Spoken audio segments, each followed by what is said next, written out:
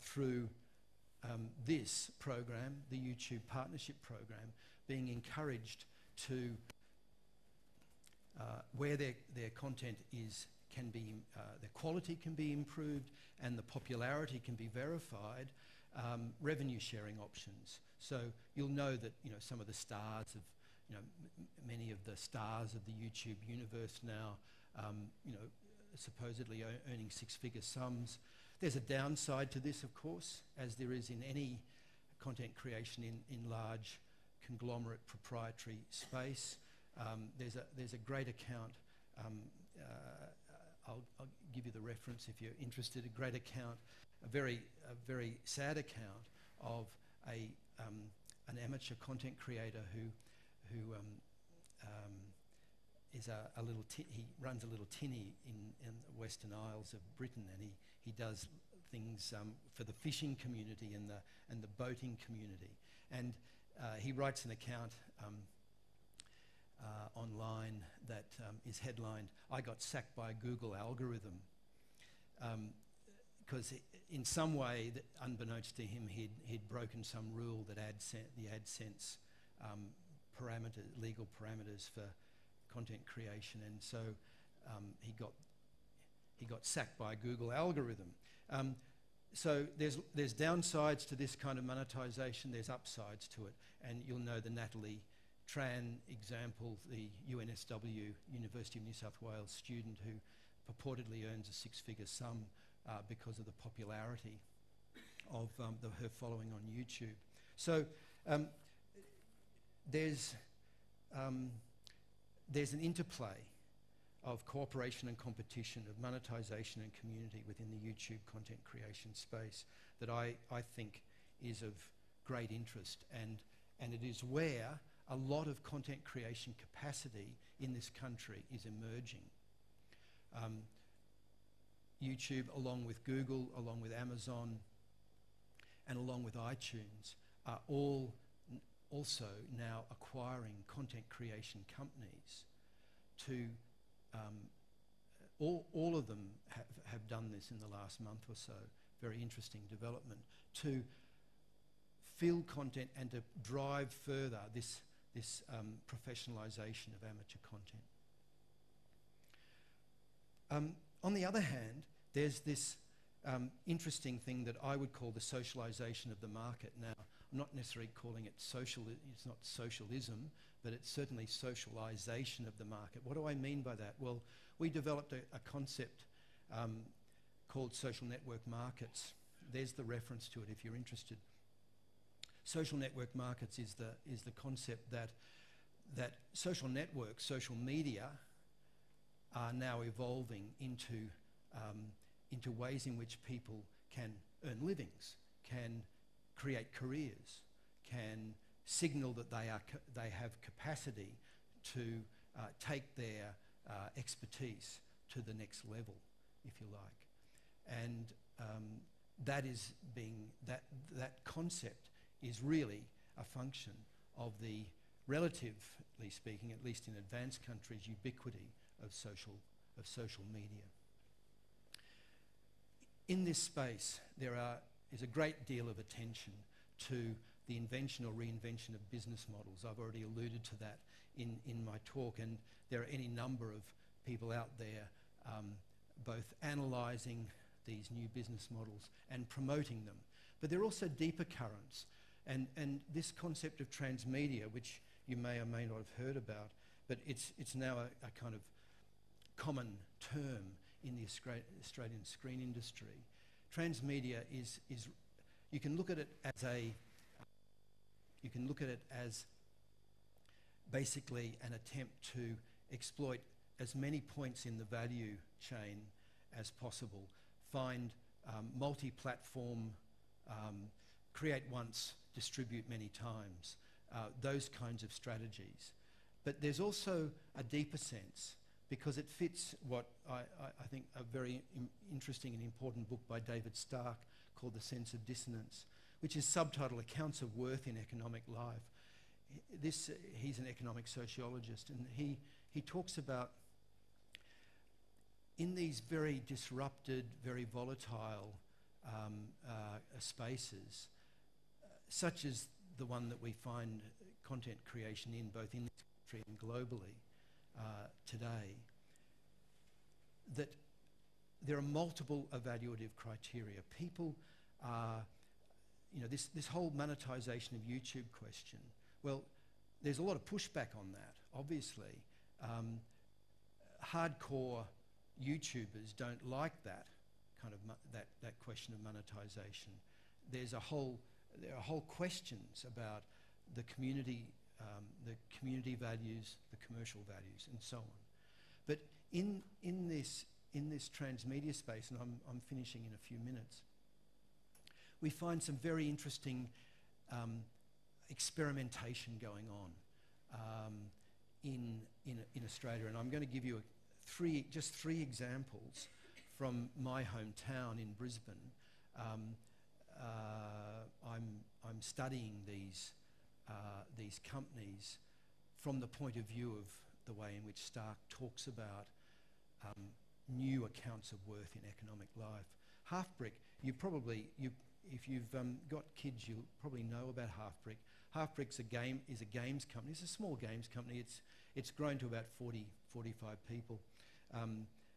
But the most important thing is that it survived a major correction, a major downturn, a major consolidation in the games industry in the last few years by moving rapidly away from blockbuster games, which is where the Australian games industry was kind of locking itself into fee-for-service servicing of increasingly higher budget, increasingly higher risk games for the big aggregators in Japan and the US.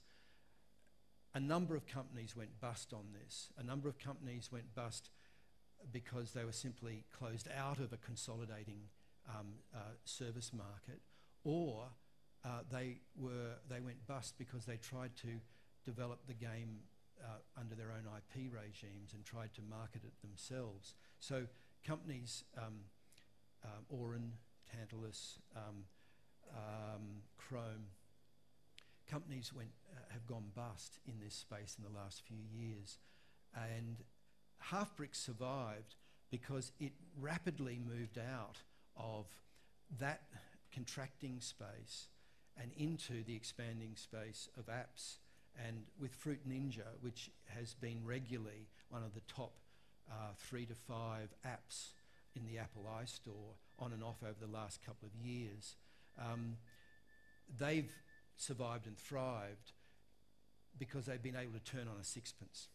It's a really good example of the volatility and what I'd call the fast burn creative destruction going on in this space. Kelly Chapman, what would in the old days be called a suitcase producer. Kelly Chapman, filmmaker, used to work for Hoodlum, the company that got Emmys for their web work on Lost and Spooks. Kelly goes out on her own, and the journey that she's made from filmmaker through Hoodlum, web design and web work for broadcasters, to what her current project is. It's called Wrapping Up. Wrapping Up is a social network for estate planning, for baby boomers having to look after their deceased parents' estates, and how to deal with the family conflicts, the legal conflicts, and so on. She's convinced that this is a space that is going to give her a very decent return because there are so many commercial touch points in it. I give you it as an instance of the journey that transmedia producers can travel, or have to travel to survive in this space. It's a long, long way from making social documentaries, but with similar values. And here's another example, Kathy Henkel. Kathy Henkel, Spa Documentary Producer of the Year in 2009. Kathy's a maker of social documentaries. But her current project is a cross between reality TV, a survivor contest, and saving orangutans in Borneo. And she is doing this again on multiple platforms. She has a talk that she gives, which is called From Subsidy to Self-Reliance, in which she details the path that she's taken from conventional filmmaking to global and regional transmedia. So there's some, I hope those examples whet your appetite for some further discussion. I will now just very quickly wrap up on policy implications. As I said, content is a difficult space, policy space, because it crosses all three types of broadband service in BAR's typology. And the policy responses to each type can be and should be quite different. Publicly supported, obviously direct outlays, ABC, etc. Unmanaged, there's got to be regulatory forbearance. In other words, the first principle should be do no harm, do not suppress innovation in this space. But when active regulation is considered, it's mostly been around filtering and classification. Is there anything else in this space? No direct cultural subsidy, possibly.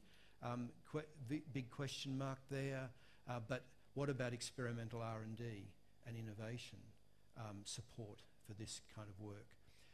Managed services, obviously generic industry development, Australian content regulation would seem most appropriate. But as I say, it's difficult to pin down for policy purposes, but it's going to be pervasive in any broadband future. Thank you, Richard, and thank you for listening, and we'll have some Q&A, I expect now.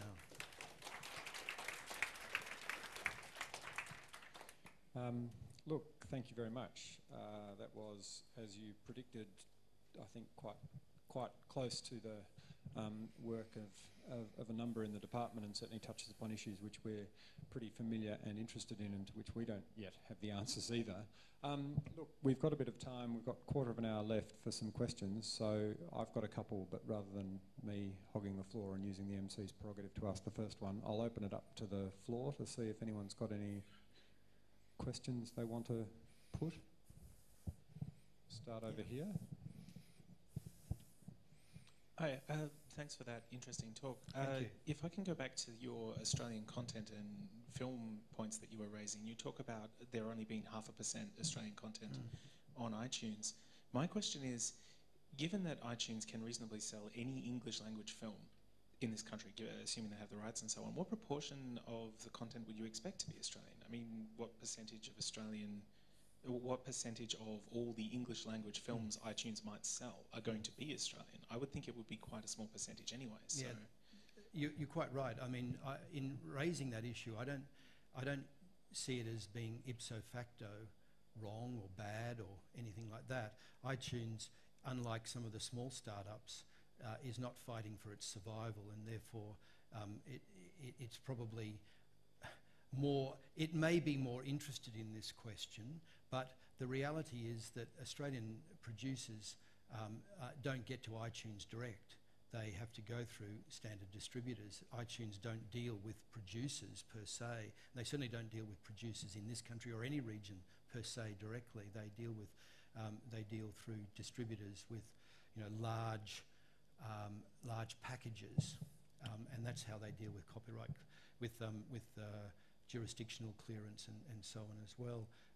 So look, you know, you're just reflecting back the same problem, which is, yes, you might expect to see very little Australian content on these services, and certainly the idea that there would be regulation of film distribution, well, it was tried by the Tariff Board in 1973, and the MPAA threatened a capital strike, and you know, which is what they've always done in these circumstances, withdrawal of